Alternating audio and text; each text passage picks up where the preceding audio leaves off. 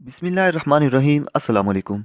दोस्तों, दुनिया में काबा बहुत ही ज़्यादा हुर्मत की जगह है। हज़ारों लोग रोज़ाना अल्लाह के घर की ज़ियारत करने आते हैं और तवाफ़ करते हैं। लेकिन क्या आप जानते हैं कि फ़रिश्तों का काबा कहाँ है और इसका नाम क्या है? दोस्तों, आज की वीडियो में हम आपको इसके बारे में बताएंगे। इसलिए आप सबसे गुजारिश है कि वीडियो को बगैर स्किप किए शुरू से लेकर आखिर तक ज़रूर देखिएगा। दोस्तों, बैतुल्लाह ज़मीन पर मौजूद है। यहाँ लोग तवाफ़ करते हैं और इसका तवाफ़ सिर्फ नमाज के वक्त ही रुकता है। इसके बाद बैतुल्लाह यानी अल्लाह के घर का तवाफ़ 24 घंटे चलता रहता है।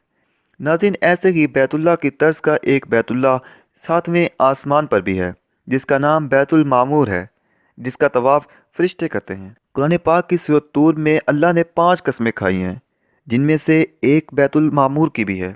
कुरान पाक में इरशाद बारी ताला है, वत्तूर यानी कसम है तूर की, व किताब मस्तूर और लिखी हुई किताब की, फी रक्किम मंशूर जो झिल्ली के खुले हुए वर्क में है, वल बैतिल मामूर और आबाद घर की, व सकफिल मरफू और ऊंची छत की। नाज़रीन, ये बैतुल मामूर खाना काबा की तर्ज का एक काबा है, जिसको सातवें आसमान पर फरिश्तों के तवाफ़ के लिए बनाया गया है। जब हज़ूर नबी अकरम सल्लल्लाहु अलैहि वसल्लम शब मराज की रात को अल्लाह से मुलाकात के लिए तशरीफ़ ले जा रहे थे, तो आपने देखा कि सातवें आसमान पर काबा की तर्ज का एक काबा है, जिससे हज़रत इब्राहीम अलैहिस्सलाम टेक लगाए बैठे हैं और फरिश्ते इस काबे यानी बैतुल मामूर का तवाफ़ कर रहे हैं। नाज़रीन, ये बैतुल मामूर खाना काबा की तर्ज का एक काबा है, जिसको सातवें आसमान पर फरिश्तों के तवाफ़ के लिए बनाया गया है। जब हज़ूर नबी अकरम सल्लल्लाहु अलैहि वसल्लम शब मिराज की रात को अल्लाह से मुलाकात के लिए तशरीफ़ ले जा रहे थे, तो आपने देखा कि सातवें आसमान पर काबा की तर्ज का एक काबा है, जिससे हज़रत इब्राहीम अलैहिस्सलाम टेक लगाए बैठे हैं और फरिश्ते इस काबे यानी बैतुल मामूर का तवाफ़ कर रहे हैं। आपने हज़रत जिब्राईल अलैहिस्सलाम से पूछा कि ये क्या है, तो हज़रत जिब्राईल अलैहिस्सलाम ने अर्ज़ किया कि ये बैतुल मामूर है। यहाँ हर रोज़ सुबह शाम फरिश्ते अल्लाह की इबादत करते हैं।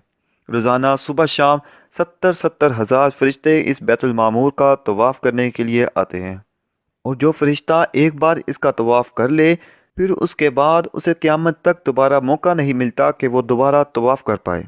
यानी इस कदर फरिश्तों की तादाद में इजाफ़ा है कि दोबारा वो फरिश्ता क़यामत तक इस बैतुल मामूर का तवाफ़ नहीं कर पाता। इसके बाद नबी अकरम सल्लल्लाहु अलैहि वसल्लम ने देखा कि कुछ फरिश्ते क़याम की हालत में हैं, कुछ रुकू और कुछ सजदे की हालत में। नबी अकरम सल्लल्लाहु अलैहि वसल्लम ने हज़रत जिब्राईल अलैहिस्सलाम से पूछा कि ए जिब्राईल, ये फरिश्ते क्या कर रहे हैं? तो आपने जवाब दिया कि ये नमाज अदा कर रहे हैं। इससे पहले मुसलमान अल्लाह ताला के साबका अंबिया के बताए हुए तरीक़ों के मुताबिक इबादत किया करते थे। हज़ूर नबी अकरम सल्लल्लाहु अलैहि वसल्लम को ये इबादत इतनी पसंद आई कि आपने मुलाकात के वक़्त अल्लाह ताला से नमाज का यह तोहफ़ा मांग लिया। अल्लाह ताला का कितना करम है कि अल्लाह ताला ने तमाम इबादतों का मजमुआ एक नमाज में अता फरमा दिया। यानी अब एक ही नमाज में हम रुकू भी करते हैं, क़याम भी और सजदा भी। मेरे भाइयों, अल्लाह ताला को हम मुसलमानों की इबादत की कोई ज़रूरत नहीं। बेशक अल्लाह के फरिश्ते जो हर वक्त उसकी इबादत करते रहते हैं, उन्हें ना भूख लगती है और ना नींद आती है। हमें चाहिए कि हम नमाज अदा करें ताकि अल्लाह ताला की खुशनुदी हासिल कर सकें। दुआ है कि अल्लाह पाक हमारे हर सगीरा कबीरा गुनाहों को माफ़ फरमाए। आमीन।